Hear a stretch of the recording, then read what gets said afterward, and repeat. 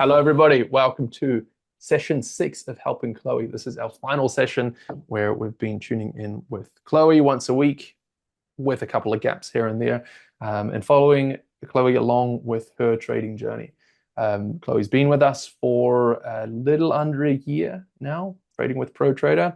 We've been following along and helping her go through review trades and just hearing a little bit about what Chloe's hopes, dreams, goals, ambitions, intentions are with learning to trade. If you haven't caught the other first 5 parts, they are all available over on YouTube. If you're watching this on YouTube, welcome, thanks, like and subscribe, do all that thing. Chloe, hello, welcome back to our final session. How you feeling? Hey, yeah, good, good, very good. I'm excited. Sad it's the last one, but also it's been great. So It has been good, hasn't it? I'd like to hear a little bit about, we're going to spend today's session hearing a bit about what the next stages of your journey look like. What are your intentions? What is it that you are trying to do with trading? What is it that you feel like, we've spent the last, spent 5 hours or so chatting about, I've given you my feedback, have a look at your trades, identified things, areas of improvement and such. What are the key pieces that may have stuck with you or things that you've identified yourself that you're like, that's something that I need to be working on to improve, to get to that next level, whatever that next level may be. Was there anything over the past kind of 2 months or so that has stood out for you? yeah, I think it's like the consistency in my decisions, and I think like there was the parts where I just found that there were like holes in my knowledge, and I was focusing on the wrong things, and then I got those kind of tells from these calls, and then could go and do back testing and actually see what it was. Like the Chloe method turned out to be quite bad of the lower entries. It wasn't a good thing. Mm. Um That was below the pivot line, right? When you're kind of trading back up through the pivot line. Yeah. yeah, when my sort of the hard rule was to only trade if to always put the entry order in front of the 1 hour 50 EMA. Mhm. And now I've got rules where it's I look for a target first, like targeting the bodies of the recent lows. And then generally I'm pretty much always entering on the daily pivot line or slightly below, but I have like a hard 10% below is the lowest I can go. And the only time I'd ever trade above is if the 1 hour 50 EMA was above and there's plenty of room to still target bodies then, but that very rarely happens. But I went through and found I had missed quite a lot of good trades. And like you said, I got all the losers, so it didn't work out well. Amazing. So Um, you said that they didn't work out that well. What was the kind of discrepancy between those two? Because logically, I could see where, and I think a lot of traders, especially those, on the call or who watch this, have these ideas or have these suspicions or these hypotheses, I suppose. And especially if you're trading a already profitable strategy, whether you learned a pro trader strategy or you found one online or something like that. And it is a profitable strategy, but we get these kind of, things that we think, if I do it this way, maybe it'll get a better result. So then we go down that rabbit hole and we start doing that way, and then results are mixed, and then you're not actually sure what it is because if you've never traded the default variant of that strategy before, you don't know, really what your results are. Maybe you're trading a negative over, if maybe there's something else, there's another variable that is causing, like it could just be a psychological thing that you can't trade the default variable profitably either. And now when you trade the new variable and it's not working, it can, often result in in just murkying the water. You don't know what the issue is to isolate that issue. But that wasn't the case with you. I mean, after we kind of mentioned or discussed it, you went back and actually did a split test. You went and back tested to see, okay, the Chloe method variant versus the default variant, and you've, I guess, got data on the difference in the two. Was that a surprise to see the discrepancy? And what was the kind of discrepancy that between the two? yeah. So I've done the easier first method first of all. So what my plan is now is to have 12 months of tagged and tested like data that I've said, is this my trading plan? Is it not? And then have all the tags. And I'm doing that in like a quarter at a time. So I've finished the last quarter. I've now reviewed that. And then once I have all of that, then I'll probably I mean, I might make a separate account and actually see, take into account that few times I would have missed out on the profit with the DPL entry as opposed to the earlier entry. But from what I've had, all the data I've done now, I've just done with the my new method, and then I've tagged the ones which I wouldn't have got if I did my old method. And there was 22 for July to September. So, Mhm. and they're obviously all winners. So that's like quite a lot Mhm. to just miss out on in 3 months. Mm. That is a lot. That's great. Like I really got to commend you on that. You're really starting to think like a trader. And that's what as I always say, like the pro trader strategies are not necessarily the be all end all. And I would even say that they're not even the most profitable way to trade out there. I don't know, but I don't have I've not found anything more profitable. But I'd be very surprised if just by luck I managed to design a set of strategies that were the best in the world. They're great for me. I like them.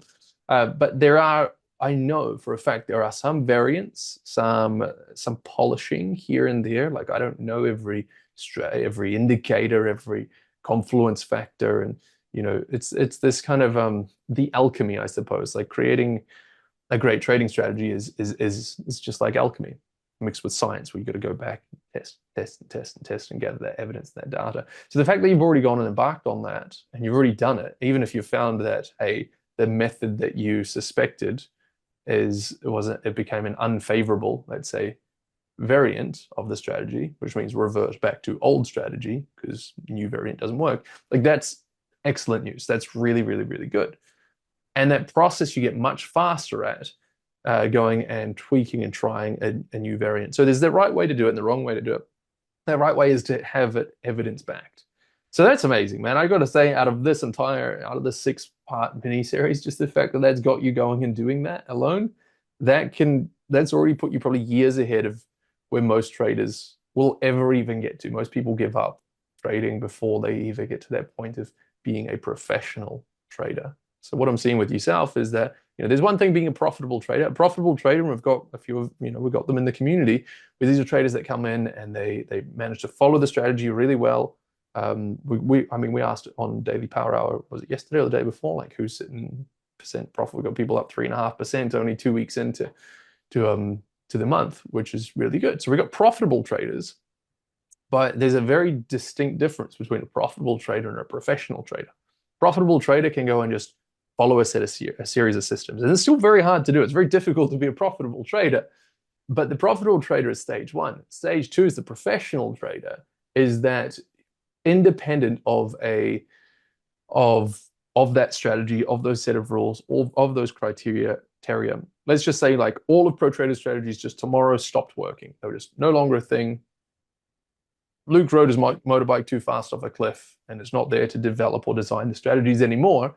The profitable strategy, and this is the objective behind pro trader, is to create profitable and professional traders. Not only just profitable, but the professional trader as well. That you would be able to go out with the knowledge that you have, the expertise you have, the 6 core principles that you've learned in the very basic essentials curriculum, to then use alchemy to design and develop a strategy that is profitable, that's evidence-based, that you can go back and test and tweak, refine, try the different ingredients, and then actually create a masterpiece of a strategy. That's the objective with Pro Trader. And the fact that you're already on that path, I know I just spent the last 5 minutes kind of blowing smoke, but like that's really cool. That's probably the coolest thing that out of the 6-part series. That I like. Yeah, good. Yeah, it has made a difference. I couldn't imagine doing it. I feel like I'd just be turning up each day, like kind of hoping for the best. Mhm. And whereas doing that, you can feel it, Mhm. like you can feel your knowledge kind of growing, even just doing it, not looking at the data, but that obviously feeds into it a lot as well. Mhm. Yeah. Chart time's important, but I'd say even like data collection time is even more. But like I mean, no, I wouldn't go that far. I was going to say I've spent more time on, collecting data than actually. I've spent a lot of time doing both. But yeah, It's we've still got time some. Go consuming. ahead. Sorry. I was just going to say, like the back testing, like that was one thing I definitely like. I've done a few different back testing projects, and most of them have taken me like a couple of months, even if it's just been out the box and I've got like 300-400 trades. Whereas this one, writing out all the tags, doing all my analysis, like I really underestimated how time consuming backtesting is, but it's one of those that you just have to do it. Like, you know, it's like it takes time. It's doable. Like if you make yourself sit down for 2 hours every day and then do like 6 hours at the weekend, you have to do this. And each time it does chip away and it comes together. Mhm. Absolutely. It does. As I mentioned in the Daily Power Hour just before, is like that myelin sheathing in your neurons to be able to just do things faster, comprehend. Like you'll be learning without even knowing that you're learning. That's kind of how the learning process goes. There's no faster way to do that. If you want to go get 5 years of trading experience under your belt, go and backtest 10 years worth of data. And you'd be probably not too far off 5 years, at least of the 80% of the stuff that you encounter. Of course, there are other things as well that you do encounter with live trading that you can't do in simulated backtesting, but there's a lot that you can do in that.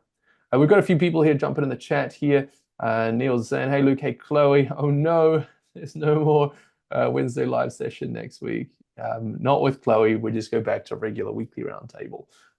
So it'll just be more of just me rather than Chloe. We'll give her a break. Niels also goes and says, wow, Chloe, that's a big task, 12 months. Yeah, congrats. How many occurrences, trades that you would have taken do you typically see per quarter, per year?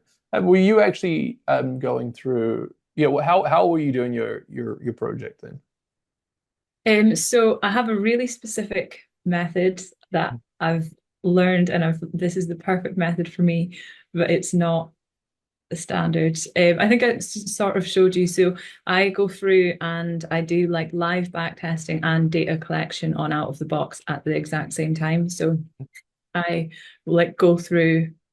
I knew I was doing those quarters, so I made like an Excel with, each month and then each currency, and then each day I try and tick off 8 of them. Have you got anything you can screen share for us? Yeah, If I could. not, but if you could, that would be great. It's not that exciting, but yeah, I'll show it. Mhm. Niels has also said, I can relate to this too, by the way, having a hypothesis, then backtesting it and realizing it actually made your edge worse. Yeah, it's really common, guys. It's very, very, very common. I get questions all the time about the strategy, and like with the trend chaser, that's the 2 minute and 10-minute 50 EMAs, which are kind of unconventional EMAs, would say. And I got people that ask, like, Luke, why not the 5 and 15 minute? And the answer is almost always the same, because I tried the 5 and 15 minute when I was developing the strategy, and it didn't reap as good results. Why not the 2? Why not the 2 and 15 or the 5 and 10? Same answer. Didn't reap as good results. The reason why we do anything is because it reaps better results, or it's more feasible to be able to trade because there is a certain limit or a cap that somebody else here, David, also said, I'm pretty sure best in the world is not the same as best for you/me. Different eyes and psychology, etc. Yeah, that's what I also say about like scalping. Not for me. Not that I've ever met a profitable scalper. And I don't think it's even the best or most, objectively best way to trade. But it's certainly not the best for me. I've got a life to live. We've only got 100 years on this planet. I don't want to spend 85 of them sitting on a chart. Bugger that. But then you've also got what is his name? Trader Tom. Yeah, Tom Hugard. He's this high stakes kind of sitting there on the ticker, high stakes, aka high bloody stress style trading, where he's a profitable trader. He's one of the best in the world, apparently. I haven't seen his data, but apparently he's pretty good. Certainly not my style of trading. Not be interested. I don't even know if I could do it. Even if I wanted to, I don't think that honestly, it's not. I think I'd be absolutely crap at it. I'm a set and forget kind of guy. My attention span is not that good. I'd get distracted when I should be doing trade management. I'll be down at the beach drinking coconut with my dog. Anyway, I digress. Chloe, thank you. I can see your screen share here. Okay, yeah, so this is not exciting at all, but this is my like. This is where the magic happens. How is it not exciting? I'm excited. I saw your spreadsheet. I'm like, whoa, this girl's got something to teach us. Yeah, so this is my how I've done it, set up. So I'm like, I will backtest all of these months. So I start by going through it on the chart. So this is went through like I just did it all on the chart, and then when I upload it to Trading Vault, it goes yellow, and then it has actually all been tagged now. So it turns to green. But then I'll show you in here.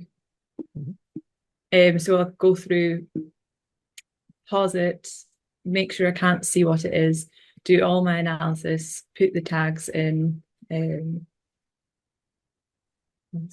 Oh, here, and then I found that if I just make it neat and make it something I really care about, then I can do it well, and I can kind of get into the process of it. So for each trade, as I go through, I name it and give it its own folder. So it's kind of just in here as it's back testing. All the tags are here. So, at a later date, I put it into Trading Vault, and I just go through and do this. And here I decide, is it in my trading plan? Is it not?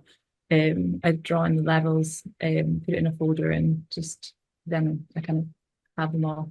And then the data upload section comes later, and then the review comes later. But I've found this is the way that my brain stays engaged with it and doesn't hate it. So that's what. Amazing. I love it. I've got an embarrassing confession to make. I didn't even know you could that you could make folders. So I'm pretty sure you could probably be speaking on behalf of many. Most people did not know that these folders exist either. It's But so good. that's excellent. Yeah, to be able to toggle these on and off. And your list of notes that you have there, if you could show us one of those, what you put. So the little the tag. Yep. So what do you include in there? And are those just what you copy over into Trading Vault, or did you copy them from Trading Vault into Trading View?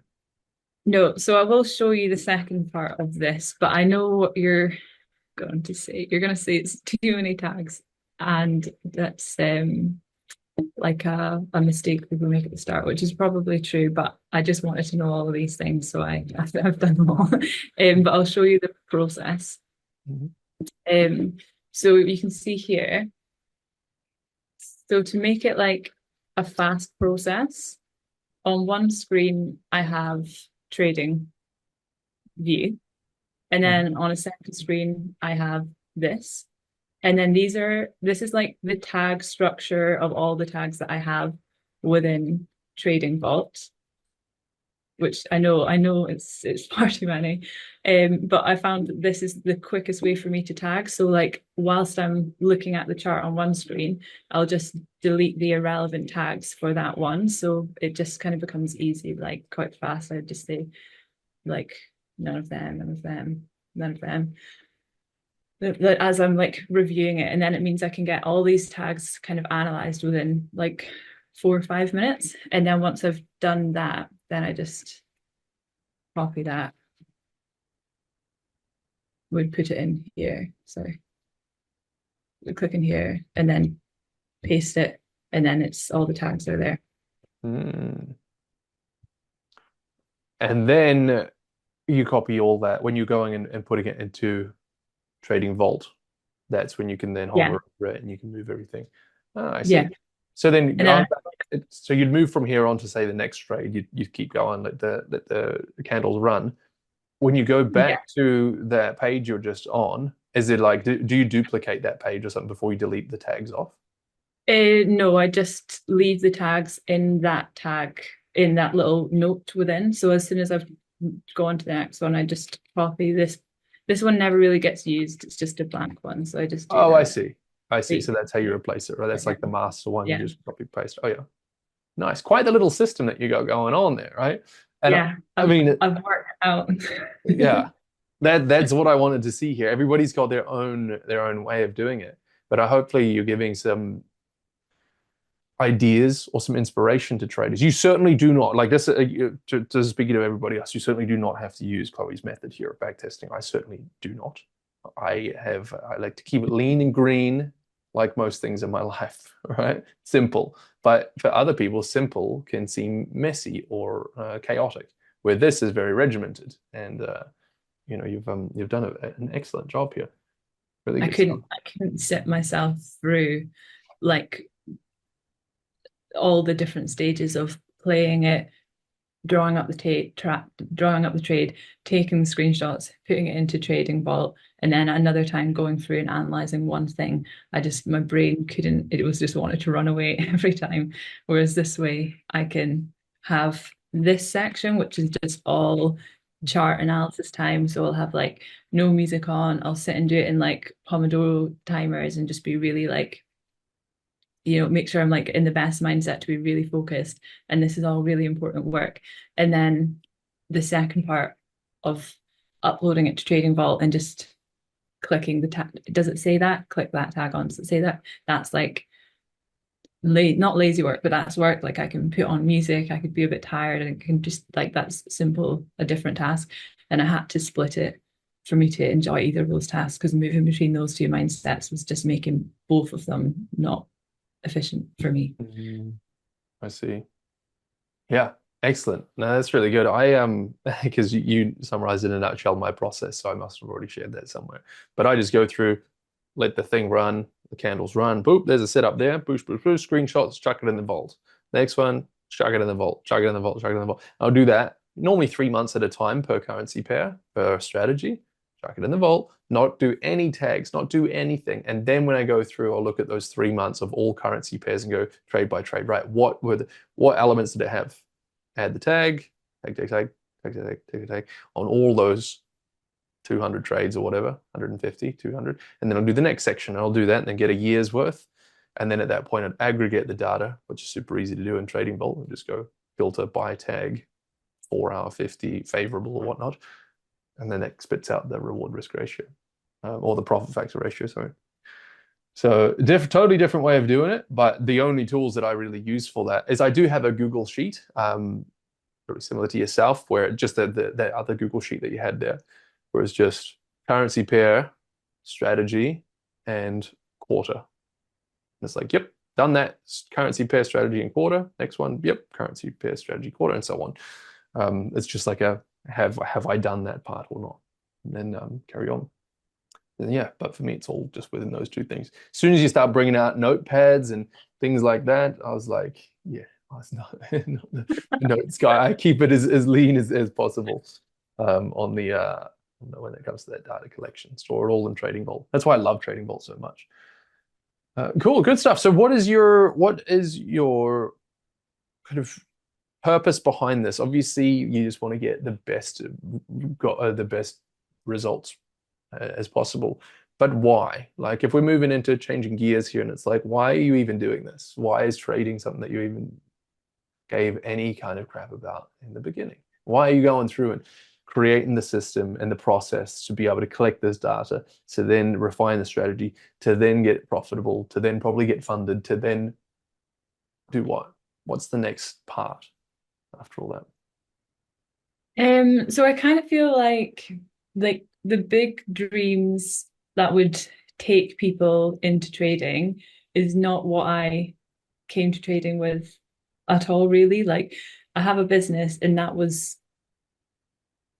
what I was like, I want to do that because I want to have like the freedom and I want to have all these things. And then I think I said in the first session, and I want to be able to travel and sort of live a good life. And then in the first session, I said that my goal of coming to trading at all was, right, so for the money I make, how can I make more money? Trading is the way for me to do that. With no idea about prop firms. And now I know about prop firms. It's like, well, why would I not? Like that can go alongside my business. So like I'll go to my bigger goals, but my simple goal is to get to a point where I can trade for like an hour and a half a day and make 3-5% a month, grow a prop firm account, add them over the course of a few years, and obviously sort of make money.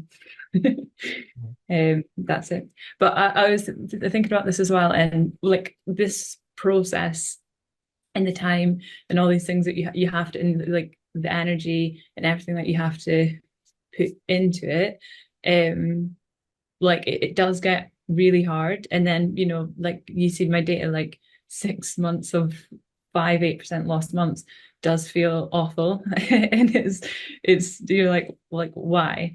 Um and like the carrot, why?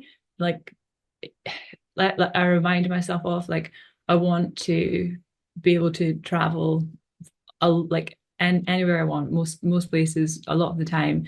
I want to have houses and nice places. I want to be able to not have to worry about money, and be able to know I could take care of my family and all that, like those things, of course, why everyone's in trading.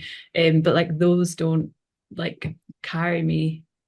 They like feel good, but they definitely don't carry me through like the hard times. Like I'm not like, this sucks. Like, how much do you really want that? Like you're really gonna sit and do 6 hours like every day? Like it's not, I don't want it that much, to be honest. But I feel like what has motivated me is like I'm much more stick motivated. Um of I think when you like started at the start of Pro Trader, it's kind of one of those things that I decided, like, I am going to do this. Like, I am going to do this. There's not an option where I don't do this. Like, I'm going to be profitable. Like, I'm going to do it. So if I'm going to do it, and that's the only thing, I'm not going to stop until I do, then I might as well do it fast so I can get to the good part. And that's the bit that will motivate me. To be like, sit, you've had 6 months of losses, you just have to learn more, sit and do back testing, sit through all these like hard times and keep showing up. That's the bit that you're like, yeah, the big why, I guess. Hmm. I get that. I get that.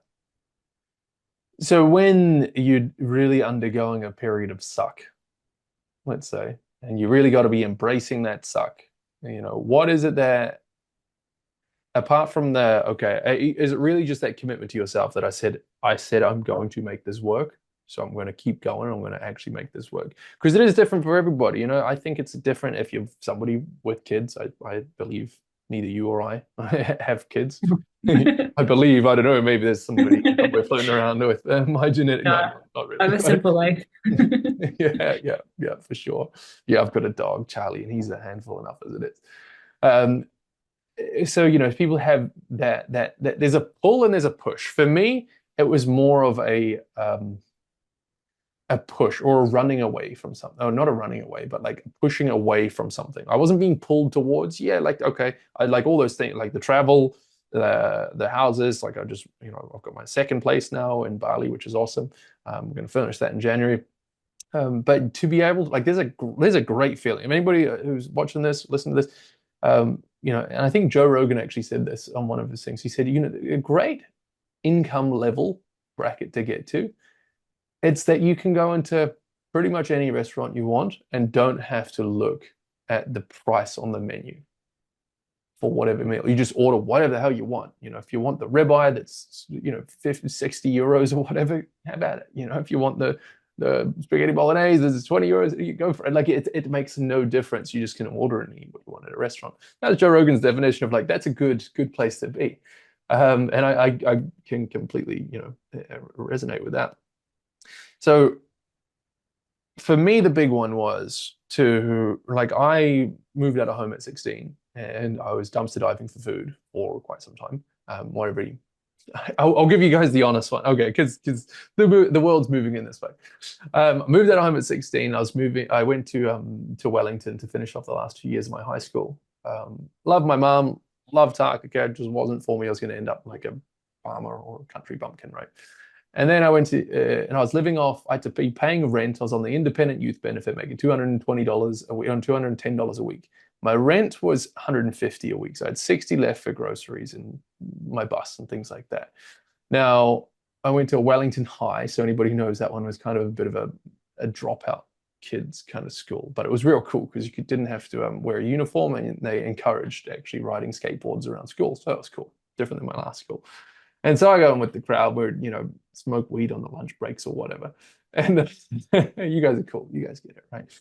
But if I were to go and spend $20 a week, or that week, I don't smoke now. And I never even really liked weed anyway, but anyway, I digress.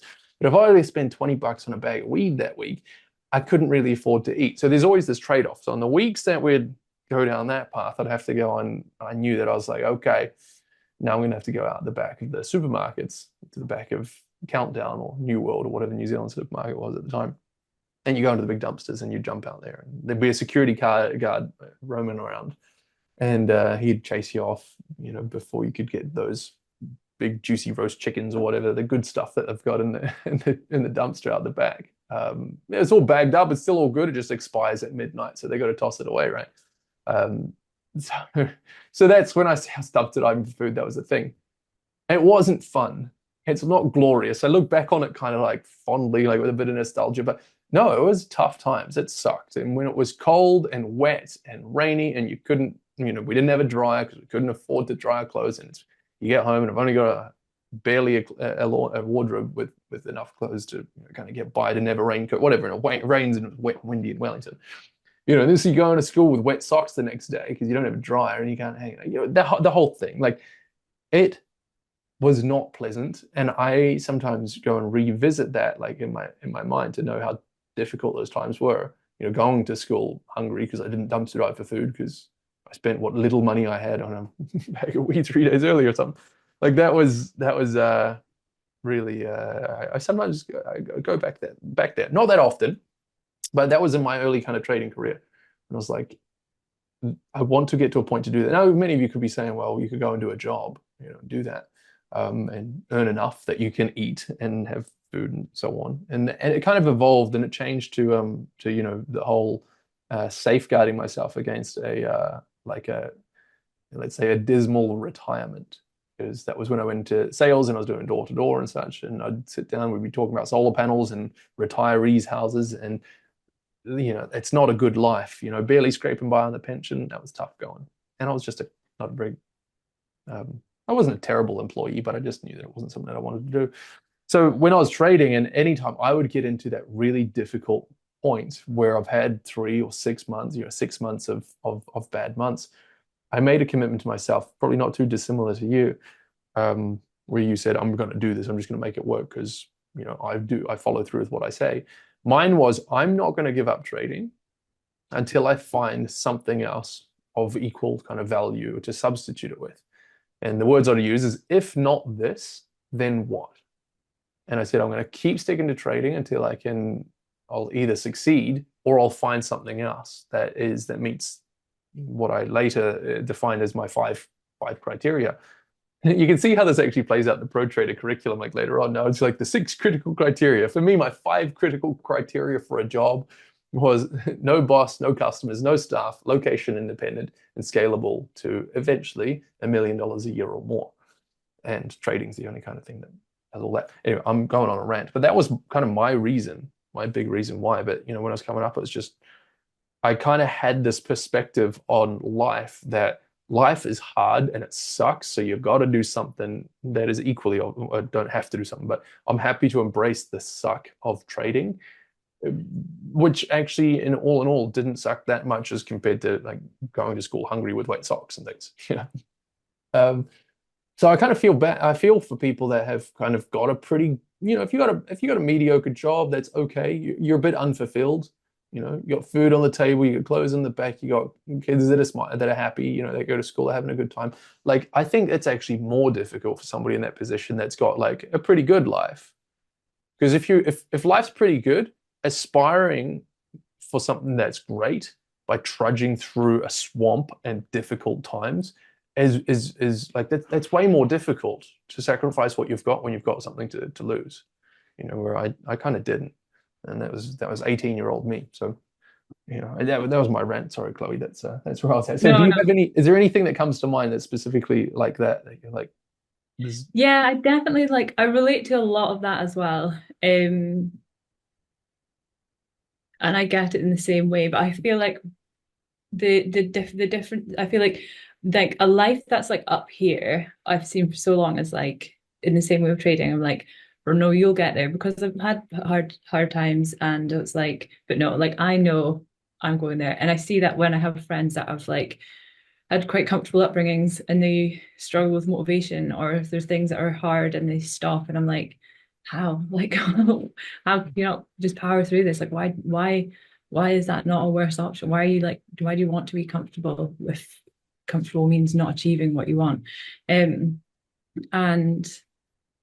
so I think, yeah, I like relate to that. And I think that probably feeds into like my attitude on a lot of things. Probably like my differences is it's not like it's the one thing. It was like, right, for me, it started, or, I had like quite a good job. I loved it. Then the business. And then I found trading and was like, oh, trading, I found out what it can be. And now that's like kind of up there. Um, so it's like if it's not trading, then what? Well, then it would be the business, and I spend most of my time on that. But it's like, but how much easier and better would my life be if it was both? um, and also both are generally would be risky things, and both can are absolutely doable, especially once you can be trading and you can do it in an hour or 2 hours a day. Like, oh, I should be doing that. So yeah. Mm-hmm. Yeah, that mention of risk is a good one. Like I sometimes get people replying on like pro trader content and stuff online, and they're like, "Oh," and it's people that genuine people that end up kind of chatting and striking up a conversation with. And they say like, "But isn't it risky? Isn't it risky like trading?" And I'm like, "Oh, it depends. Define what your definition of risk is." And I think maybe I mentioned it on a recent weekly roundtable or something, but it's like the trajectory of the life that you're on. Like there is no real right or wrong way to live, and it depends what your objective is that you're trying to achieve in this, in your time here on this crazy rock floating through outer space. Uh, for me, that I knew what I didn't want in life, and that was, as I said, age pension, retiree, living out in suburbia, like barely being able to get a pension that pays for food, puts food on the table. I experienced enough of that in my upbringing in my teenage years that I was like, that's what I don't want. Yet, unfortunately, it is a sad reality that so many people do find themselves in accidentally when they make all the right, safe decisions. You go to school, you get the good job, you do all the thing, right? And people are getting, I don't want to make this a big political thing or a conspiratory thing, but people are getting screwed over, by doing the right stuff. Not everybody. Sometimes you get it, you make it out alive and you're quite safe, but just those two words, "you're fired," like that's risky. That's real risky, man. And to pick a path that's more or less guaranteed to lead you down the path or to the result of something that you really do not want, that you despise, that you don't want to, not necessarily despise, but something that you don't want to, that's not your life that you want to live. That's even beyond risky. That's just certainty for failure. And why would you sign up to do that? And it's often the folks that are asking me this question about like, isn't trading risky? Well, I look at what you're doing. You're working as a school teacher, and I'm thinking of somebody in particular. She was a maths teacher, quite successful, doing well, but like, was obviously exploring the idea of trading because of, not happy in the position that they were in. Uh, and I'm like, I wouldn't sign up to be a maths teacher ever because I've seen that life. I've seen the path that's going to result you going down. And if that's the path that you want to go on and you love it and it's cool and you love hanging out with the kids and, the retirement and all, whatever you get, the most annual leave per year as a teacher, that's a great perk of being a teacher is you get lots of time off. And if you just want to get time off and go kite surfing 1/3 of the year, then man, it's the perfect job for you living your dream job. But for me, that is beyond risky. That's a certainty of failing to miss the target that I'm setting out to achieve. So, this perspective is, not by giving up trading, or that's why I said, if not this, then what? Which Neil's actually followed up on as well. Not this, then what? It's like, I know if I give up on this thing that is trading, my 5th year in when I still hadn't made anything, um, that's a big risk. There's a really big risk that I won't find anything that will be the stepping stone that gets me towards the goal or the vision that I'm embarking on, that I'm pursuing. If there's no step there, then what if I end up floundering around and I end up in a position that I don't want to be in? It's more risky to give up trading than it is to jump into trading. When I saw that, so I kind of found it easy to keep coming back to. I flip-flopped Yeah. around, and there were times when I was like, when paying the bills was a bigger necessity and I stopped trading. And you guys know about this, kind of like a slippery salmon. I'd go towards binging trading, quit my job, spend 6 months doing that, run out of money, then have to go back and do the job for 6 months and save up enough money, quit the job.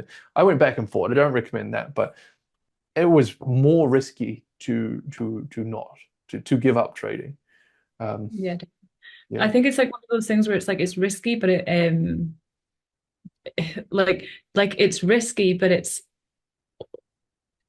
like only you it's only you can make it work. So like how well you know yourself is how big the risk is. Like if you're someone who can't stick some with something, then yeah, it's going to be risky.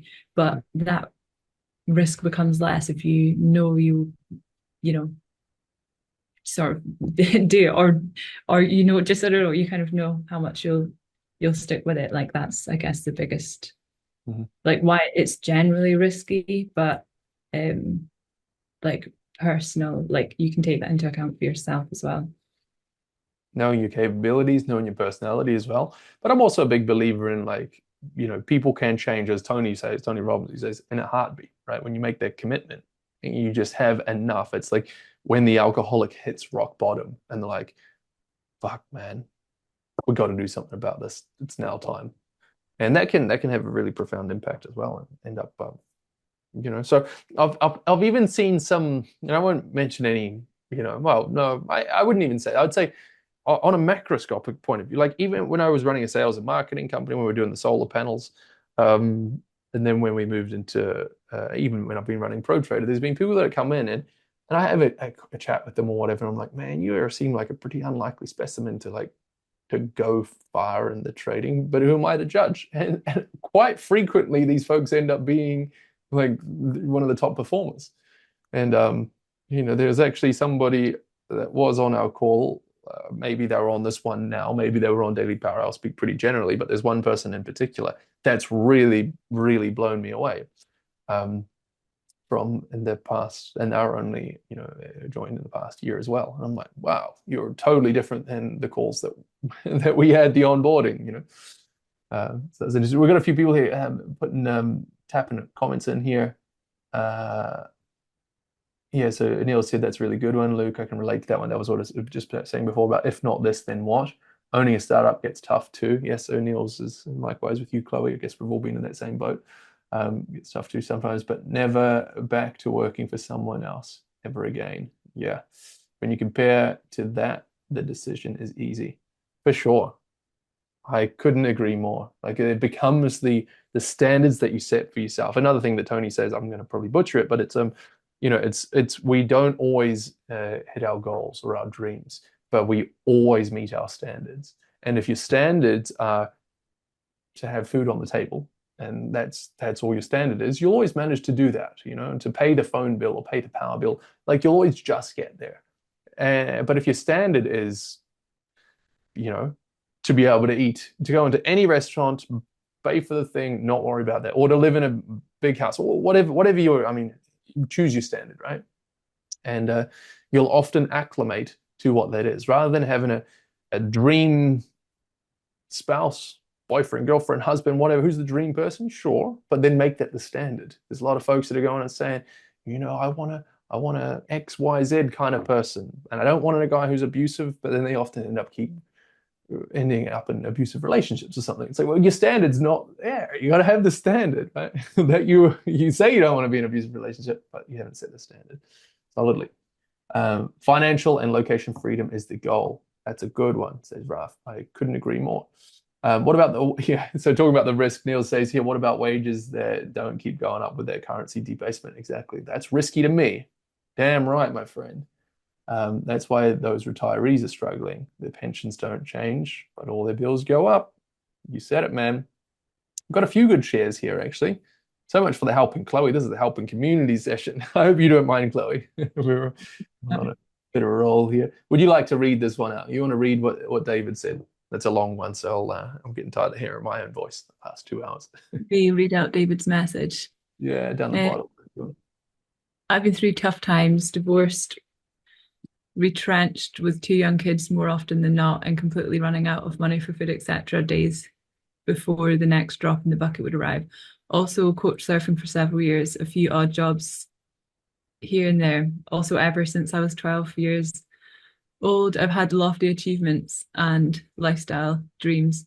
Shelved those for a few years in my late 20s, and it was like waking up from a coma when I turned 30. Yeah, that's quite cool.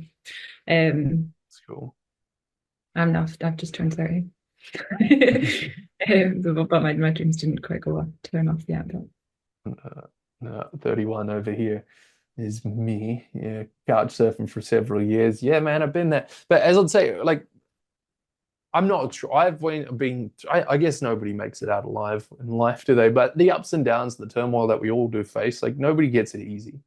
It's just a different type of easy. It's like that quote that you guys have probably seen all over Instagram. It's been bouncing around. It's quite popular. It's from a book, I think, recently.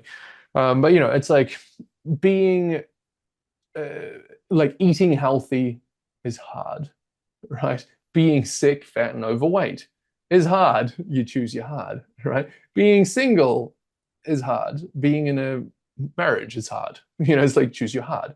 You keep going like that. Like, being poor and broke is fucking hard, not being able to afford to pay bills. But working hard at something that matters, that's meaningful, that pays enough so you can eat is also hard. Waking up at 6 a.m. going to work. I don't wake up at 6 a.m. I used to, When I work, it's hard.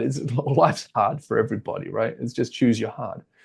But I think once you've dealt with a lot of adversity, as David was alluding to there, your adversity quotient is what they call it, your tolerance to be able to overcome difficult times. Adversity, when you're faced in the eyes, when you come up against adversity, such as trading, which is full of adversity, right? Your tolerance kind of goes up for it, and then you know how to deal with it and navigate it a little bit better. So, David, I'd say use it to your strengths, man, competitive edge.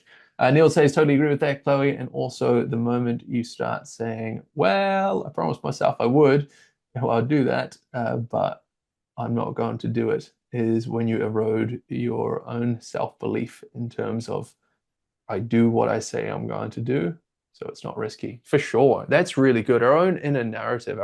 To summarize that, it's like whether you think you can or you think you can't, either way, you're right. And when you galvanize that, or as you put it here, when you erode that self-belief, because if you've let yourself down before and you've created this, there's another Joe Rogan thing. He's got a quote, or there was a little segment that he went off, and he's like, it's like you make a commitment to go to the gym every day, and then you go one day, you go the next day, and then the third day you're like, oh, maybe I'll go, maybe I won't, and then you kind of go, and we've all done that. The gym's one of those things. It's a bit of a wagon that you get on and off of. But he's like, you end up becoming a what does he call? I think you end up becoming a fuck off or something like that. He uses this funny terminology. It's like you end up doing. He's like, oh, I'll just fuck that off for today. And then if you fuck off enough things that you're like, oh, don't forget about that. You end up becoming that kind of flake, and whether you're aware of it or not, or but you know that you say things and then you don't deliver on them. And that leaves a residue there, and it erodes away your self-belief. So yeah, that's a good little bit of wisdom there, Neil. So I'd say that's a powerful one to share. Yeah, it's just David and Neil's over here, biggest fans. Yeah, they've got more to say than what you do, Chloe. Anyway, well, let's continue where we're at. So that's the hard times. The dark is. I guess you just want to, when you say travel, because you keep coming back to that one, that's probably the one common denominator between all of them. What is it with the traveling that you're looking at doing and embarking? What is it that you love most about traveling? And I mean, trading is the obvious. I know how trading is going to assist that: location, independence, and financial empowerment. To be able to traveling is not always cheap, and but what's the main reason to travel? Is it to run away from this cold, wet Scotland, or is it, hey, I want to go see what the or is it a two-part thing? Right now I'd say it's running away from Scotland. It's Yeah. like -2 degrees and ice outside. But no, that's not my big thing. I've just always really wanted to travel. Like it's just always been my biggest thing, like what I'd always spend money on. Like I'd work loads of jobs when I was younger just so I could travel. Like as soon as I finished uni, I was like, I'm gonna go to the farthest away country and work my way back, which is why I immediately flew to New Zealand. And then as soon as I started the business, it was like, all right, I can travel now. So I've just always wanted to do those, like I want to just see different countries and experience different countries. And like you can do that cheap, but it can get very like tiring. Like hostel to hostels. I can't really sustain that life in terms of just like my energy and achieving like the things that I actually want to do. Um, so I think I just kind of have this like vision for my life where I'll have a kind of base probably in the UK because that's where family and friends are. But then I'll spend, like 6 months of the year um spending, 1, 2, 3 months in different places and like actually getting to know those places and living there and doing what I want to do. And well, you could never do that with a normal job for sure. But even doing that is expensive. And then, being in different countries, you want to be like, well, if I need to fly home, I don't need to be like, oh, I'm gonna have to like save and plan for when I come home from Christmas. Like there's some risk in just being in different places in the world all the time because at some points you might need to go home or you might need to go there or things can change and flights are expensive. So um I guess that's like the one of my big motivations of like the dream I'd see. Um and I don't see doing that without a good amount of money Hmm. in a way that's enjoyable and not stressful. Hmm. I get that. I've done it both ways. I've slept in McDonald's in Berlin because I couldn't afford a place to stay, all the way to living in going to Fiji and hanging out at the Hilton resorts, as I was doing last week. Um, yeah, it's a different experience. You can have a great time traveling on whatever budget. There's always good times, but I value high quality sleep. And as I mentioned, I value high quality nutritionally dense food, right? So yeah, those luxuries, that's a big thing for, well, I mean, I won't put words in your mouth there. Traveling in particular, is there anything that comes to your mind? So there's just the traveling, right? So you've got more income, you're making 200 grand a year or whatever trading. That's going to cover your flights, business class if you want. Probably not quite enough to be flying first class. I wouldn't be making. I don't fly first class. I don't. It's so there's trade-offs. There's no point doing that, right? I think that's unless you're making like seven figures. Why are you going to go and spend 20 grand on a flight? I don't care that much about it. I'd rather put it on my mom's mortgage. Jokes. She doesn't have a mortgage anymore. But yeah, I'm still a value for money kind of guy. You'll never take that trading part out of me. But you've got good comfy flights. You've got the good connections. There's none of this 4 a.m. flight business, right? I don't like that. At least this is me talking narrative. You stand in the nice hotel, you're eating the good quality food, you got the good breakfast or dinner buffets or whatever. What else? What would the other, I don't know, 100 grand go to that's not investments to be spending and to enhance your travel experience? Transport, food, accommodation covered. Like that's, like if that was my focus, then being able to take my family with me when they wanted to, Hmm.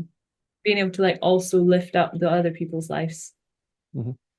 that's like I think that's the difference. I think that is like the difference between like what you could do with a job and what you could do with like what's possible with sort of trading and having. Hmm. Agreed. Where would you like to go? Give us a list. Let rattle off like three countries. All right, right. I know my like Alaska, which is America. There's no Mhm. not country, but like that as a place is somewhere I definitely want to go. South Africa, and I really, really want to go to Antarctica. I like it. Here we go. Now we're starting to paint the picture of what Chloe Andrews is into. You like some adventure. You like rough and rugged out in the off the beaten path. I like Yeah. it. That's cool. And why? I mean, why? I mean, Alaska, South Africa, Antarctica. What is there? What do you want to see? What's the feeling that it provokes? invokes in you? It's like excitement and like, oh my God, I'm in Antarctica. I'm on the bottom of the world. Or Alaska is just so beautiful and it's this little ledge where everything's different. I think it's just like excitement about how different like the world can be. Like you, if you live in one country and you're brought up in one country, like most people are, then you just take everything you see as like the way things are. But then, like, I think the first time I went to the Middle East, I was like, oh my God, this is a completely different world. Like, the rules that I never even thought were made up rules, I thought that was just rules of like life don't actually apply here. There's a totally different system going on, and everyone's just living their life. And there's actually that going on all over the world. And I want to like experience it and appreciate it and like get the perspective that there's so much going on. I want to kind of see it. Hmm. I can connect with that. I can resonate with that for sure. The like adventure travel. It's like for me, I've done the home base in Bali because it's got the Western luxuries that you need, but it's still different enough. And it's warm and I've got the coconuts and the beach and my dog and all that kind of stuff. So that's like the home base, but I don't consider Bali travel, right? And some people do, and some people like to work there 48 weeks a year so that they can go and sit poolside and drink the cocktails. And that's their idea of travel. And by definition, yeah, of course, it's by definition, it's travel. No judgment either way, but like I am like you. I like to go to weird places just to see how it feels. I went to Vanuatu, which is the fifth least visited country in the world. And there's a lot of not very visited countries, I'd imagine. And I was there. I spent 11 days there. I was like, Fiji. I went there for 4 nights, and I was like 11 nights in Vanuatu. Just what the hell's there? What's a place that nobody's ever heard of before? And when there, it was quite cool. It was very desolate, but that was cool. I also love Fiji as well. But yeah, like to go, I know that feeling. Go to Alaska, go to Antarctica. That sounds like misery for a lot of folk, right? It's like there's no Alaska, there's no resorts in Alaska, I don't think. At least there's no coconut trees and there's no margaritas, which is what their idea of a holiday or travel is. So yeah, I'm very much it's the same there. Um, Good. Okay. Nice. And these kind of places are pricey to get to as well. Like the more off the beaten path, often the more expensive it is. Vanuatu was a lot more expensive than Fiji. And, face value, it was kind of a lot more desolate. It's a bit more rough around the edges. So trading is one of those things that can certainly do that for you. And now with the advent of Starlink, as I have proven and have here at my door, that you can go and Starlink from Antarctica if you want. You could go and Yeah, that's the goal. that's the one, yeah.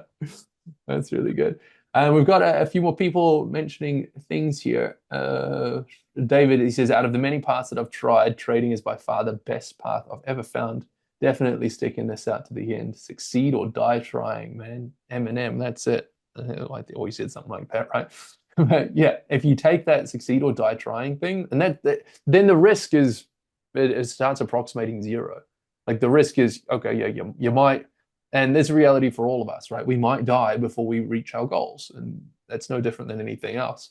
Chloe might not make it to Alaska, and maybe I won't even make it back to my mom's house before the end of the evening. But that doesn't mean give up, right? That doesn't mean live a quaint life that's against your values.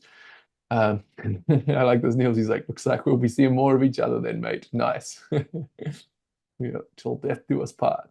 For me, a big one is two rent mortgages. Oh yeah, you got two mortgages or two rents. So you like have the home base and have the house where you're traveling. Yeah, I'm thinking about that, setting up multiple. There's this guy, Nomad Capitalist. He's a guy that I follow on YouTube, but he's all about that, having like the base, which he's based in Malaysia, and then have little pockets elsewhere. And Chloe, I was even going to say, once you get to that point of making decent income, perhaps having a base. If you're only going to be back in the UK, 3, 4, 5 months or less than 6 months a year, maybe consider that tax status, Yeah. um, taxation Think about residence. that. Yeah, yeah, yeah. I'm thinking of creating a whole little mini series on that because I've gone way down a rabbit hole. I've probably spent hundreds of hours by now figuring out that system. All legal, all above board. I'm all for, whatever obligations. Don't be doing crazy stuff with taxes or with anything illegal. You know, it's about what was it? Yeah, Smoking weed when I was 16 is probably in the territory of, you know, most illegal things I've done, or probably most recent times. Um, you know, I ride my motorbike real fast in Bali because there is no speed limits. So I'm not breaking any rules. I'm allowed to.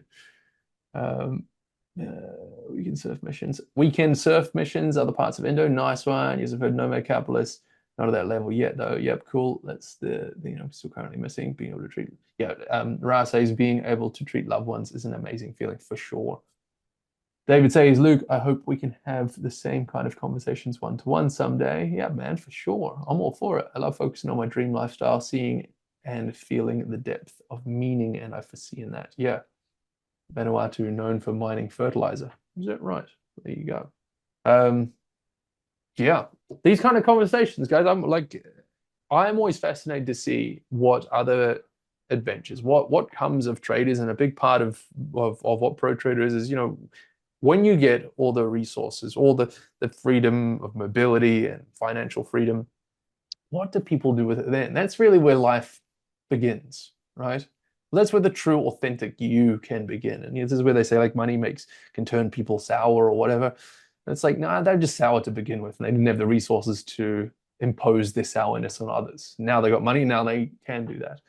Um, so I'm so curious to see what comes of everybody. And I didn't really, you know, I'm not from a wealthy family. Don't have any wealthy circle of friends or anything like that. So you know, so I'm investing in you guys so that we can, you know, a rising tide lifts all ships, and then we can all be um, doing cool stuff. So for me, adventure sports is one that I love. So following on what Chloe said, this has kind of become a helping Luke session, isn't it?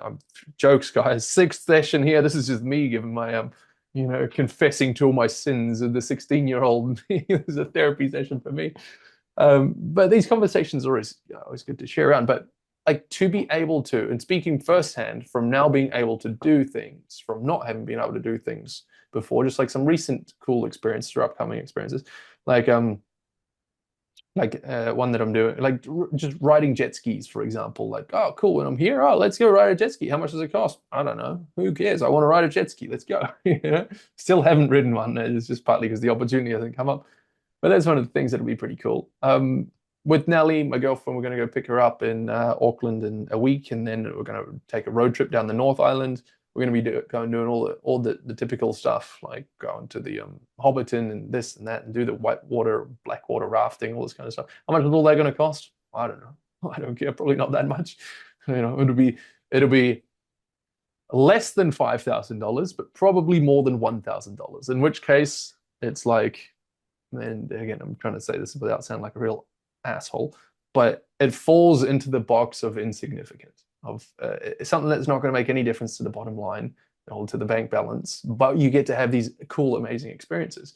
And then there's one final thing that we're going to do. Well, not final, but there's going to be another thing. I get to fly from Wellington. Now, I've been raving about this. I've been telling everybody about this. I'm flying from Wellington, where I used to live when I moved out of home to the capital city, right?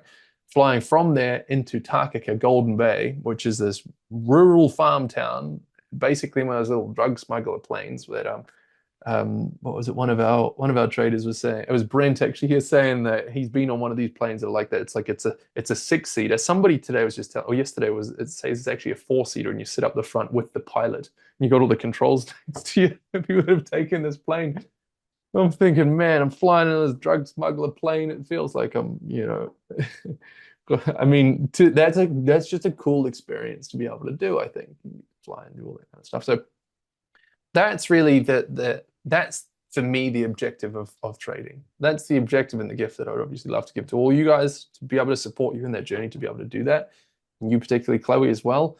To, like, as we were kind of asking you, weaving darting through those questions there, it seems that there's still this idea, and I think as you move closer to you know, when Alaska's booked, when Antarctica is booked, South Africa is booked, you'll start to think, oh, this is actually happening. This is actually moving along. And it sounds like you've done some travel as well. But now it's gonna be like, okay, what do you want to do once you're there? Okay, now I want to go, like, you know, go swimming with the water buffalo or whatever, you know, like whatever it is that you want to be doing. That it changes the way that you interact with the world around you. when you haven't got this kind of gray cloud floating overhead being like, oh, how much does that cost and how much does that cost? It's like, it doesn't matter now how much it costs. It's just, I want to go do cool stuff. And you kind of start, in a way, start thinking bigger, as the kind of thing. How are we doing on time? Yeah. We have gone over, but do you have any final remarks? I am all out of questions. I'm just kind of, that's why I spend more time talking myself because how have you found this so far? As a summary, actually, give us a summary of before and after. How actually, we didn't cover this one. What are you sitting on so far this month? Is it a good month? Is it a negative month? How are we doing? 0.03. Yeah, flapping around. It's been a sideways month for me as well. I mean, I'm 1.6, but it's always going 1.6 back down to 1, back to 0, back to 1. It's like it just seems to be one of those months. Well, what I'm not sad about it. It's just fine. I think it's only across four trades, so this seems reasonable. If I a mere 5 months ago, you would have been probably down 8% by now. So it's good progress. Yeah. Yeah, exactly. Good. Moving in the right direction. Okay, good stuff. And final question. Next time we do a UK meetup, are you going to be there? I will be there. I will absolutely be there for sure. I was gutted. It was just I was looking after my parents' dog and I couldn't put stress on them of like leaving early and leaving the dog alone. So I was like, I have to respect them enough that I'm not going to ruin this. And then it just didn't work out because I had to leave basically as the meetup was starting. But yeah, next time, 100%, I'll be there. Nice one. If not that, maybe I'll see you in Alaska. Yeah. Okay. Thank you so much, Chloe, for the Helping Chloe mini-series. You were obviously a major pivotal part of this. It was fun. I had a good time, I hope. And just based on all the comments that we've been getting on this chat and all the other previous sessions as well, I hope people have taken a ton of value from this. I think maybe we'll be running these kind of helping mini-series maybe once a year, maybe twice a year, but we'll see. Who's next in the hot seat. But Chloe, I would love to be checking in with you in, let's say, well, we check in quite frequently anyway, but maybe we could do a follow-up in 3 to 6 months or something and do another kind of a sequel, a one session sequel, and to see what has come of you. What has have you ended up in Alaska yet, or have you got to the funding, have you passed your prop firm challenge and all that? I'll still be posting. I'll still be posting on my trade execution, so you'll all know. Of course, of course. And if anybody's watching this on YouTube who is not part of Pro Trader, if you want to follow along on Chloe's journey and see how she's going and getting part of those trade executions, join our Slack channel, register as a Pro Trader member. Cool. Then we get to hang out with Chloe and join on the next meetup. If you would care to fly to Auckland by the end of, what is it, next week? We've got the next Pro Trader meetup up there. That's the lifestyle I'm getting towards now. So Okay. that's the Good one. Awesome. Amazing. Thank you so much, Chloe, for attending this and being so willing and sharing of your wisdom and opening up and sharing your trading journal, sharing your system, sharing your flow, sharing your goals, hopes, dreams, ambitions, and your whys. See you all very good. And thank you, everybody, for tuning in to Helping Chloe. Peace and love. Bye for now. See you next time.